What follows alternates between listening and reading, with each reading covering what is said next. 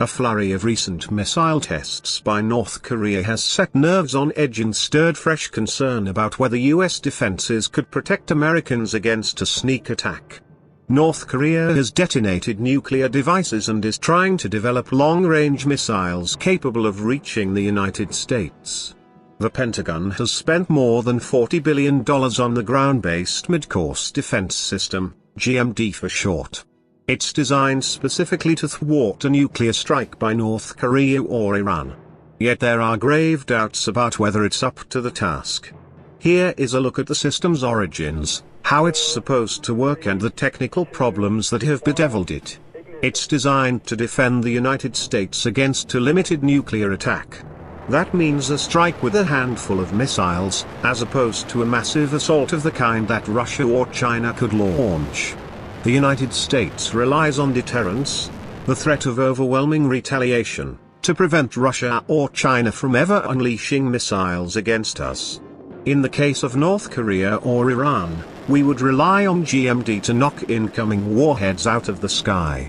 By intercepting incoming warheads in space, just as they're about to begin their re-entry into the atmosphere. That's the approximate mid-course point in a warhead's journey from launch pad to target. The GMD interceptors are 60-foot tall, 3-stage rockets. Each has a 5-foot, 150-pound kill vehicle at its tip. In the event of an attack, interceptors would be launched from their underground silos.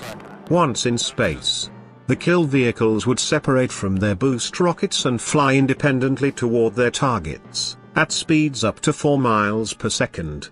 There are 37 operational interceptors, 4 at Vandenberg Air Force Base in Santa Barbara County, California, and 33 at Ft.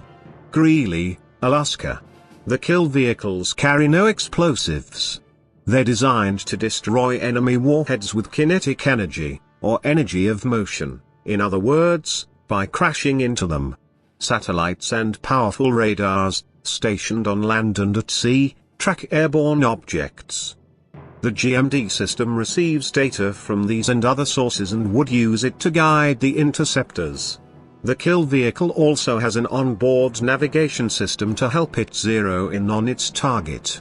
Intercepting a warhead traveling at hypersonic speed is a supreme technical challenge. It's been compared to hitting one speeding bullet with another. GMD has not shown that it could do that dependably. The system has performed poorly in flight tests, and technical problems keep cropping up. In 9 simulated attacks since GMD was deployed in 2004, interceptors have failed to take out their targets 6 times. And the flight tests are much less challenging than an actual attack would be. They're carefully scripted for success. The operating personnel know ahead of time when mock warheads will be launched, as well as their size, speed and approximate trajectory. They don't assume that. To the contrary, defense planners assume that 4 or 5 GMD interceptors would have to be launched for every incoming warhead to have a good chance of destroying them all, according to current and former government officials. That's called the shot doctrine, and it reflects GMD's shortcomings. It means that if an adversary launched multiple missiles, our inventory of interceptors could be quickly depleted. It's no single problem, it's a variety of causes.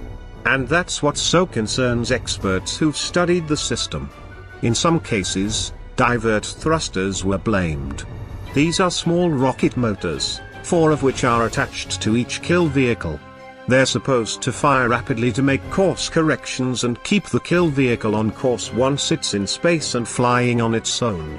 In some tests, the thruster's rough combustion of fuel was found to have thrown off the kill vehicle's onboard guidance system. A lot of time and money was spent redesigning the thrusters to cure this problem. In January 2016, a flight test was initiated from Vandenberg Air Force Base to check out the new thrusters. The Missile Defense Agency and its lead contractors pronounced the test a success. But as the Times later reported, it wasn't. Partway through the exercise, one of the new thrusters stopped working, and the kill vehicle veered far off course. A review overseen by the missile agency found that the thruster most likely malfunctioned because of a glitch in the circuit board that powered it. As the Times reported, circuit boards in most of the kill vehicles now in the GMD fleet are vulnerable to the same kind of mishap. Bottom line, the kill vehicles are tremendously complex machines. Each one has more than 1,000 components. And because of the speed with which they've been produced and deployed, no two are identical. American scientists had been working on missile defense technology for decades, with the aim of creating a reliable shield for the U.S. homeland. President Clinton, whose administration supported and funded such research, concluded that the technology wasn't ready for prime time. But his successor, President George W. Bush, had campaigned on a promise to deploy a homeland missile defense system quickly, asserting that the country was in imminent danger of a sneak attack by a rogue state such as North Korea or Iran. In late 2002, Bush ordered the Pentagon to field a set of missile defense capabilities by the end of 2004. To speed things along, Defense Secretary Donald H. Rumsfeld exempted the program from the Pentagon's normal procurement and testing standards. Analysts trace GMD's problems to these early decisions to prioritize speed above meticulous engineering and development of proven capabilities. The Government Accountability Office, a nonpartisan investigative arm of Congress, reported last year that GMD's test record has been insufficient to demonstrate that an operationally useful defense capability exists. In July, a team of missile defense experts who studied GMD for the Union of Concerned Scientists said the system is simply unable to protect the U.S. public. In January, the Pentagon's Operational Test and Evaluation Office, in its annual report on U.S. defense programs, rated GMD's reliability as low. It said the day-to-day availability, or readiness, of the system's interceptors was also low. The report added that flight tests had revealed unspecified new failure modes. The agency says it is absolutely confident in GMD's ability to protect the homeland. A handful of defense contractors have produced the system's major elements. Raytheon Company has built the kill vehicles and radars. Orbital ATK Incorporated has made the boost rockets. Northrop Grumman Corporation has provided the worldwide communications links. Boeing Company has managed GMD as the government's prime contractor. Some generals have said the cost of an interceptor-based system is unsustainable, and that the US needs to give greater thought to a left-of-launch strategy.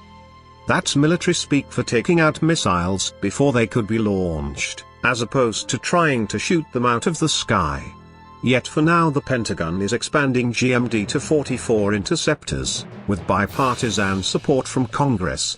This is not a Trump initiative, it started under President Obama. The government is also studying possible sites for a third interceptor field, in the eastern half of the US that would add up to 60 interceptors to the GMD fleet.